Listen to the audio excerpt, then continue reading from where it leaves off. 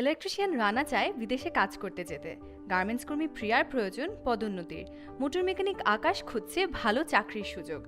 দক্ষতা থাকা সত্ত্বেও শুধুমাত্র প্রাতিষ্ঠানিক কোনো স্বীকৃতি না থাকায় তারা কাঙ্ক্ষিত লক্ষ্যে পৌঁছতে পারছে না। রানা, প্রিয়া ও আকাশের মতো কর্মজীবীদের দক্ষতার স্বীকৃতি প্রদানের লক্ষ্যে বাংলাদেশ কারিগরি শিক্ষা বোর্ড সম্পূর্ণ সরকারি খরচে রিকগনিশন অফ প্রায়র লার্নিং, সংক্ষেপে আরপিএল সার্টিফিকেট প্রদান করছে।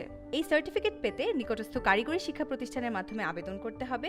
আবেদনের পর প্রথম 2 দিন ট্রেনিং প্রদান করা হবে। তৃতীয় দিনে হাতে কলমে কাজের দক্ষতা মূল্যায়ন করা হবে।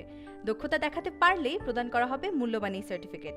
এই সার্টিফিকেট পেতে কোনো টাকা লাগে না।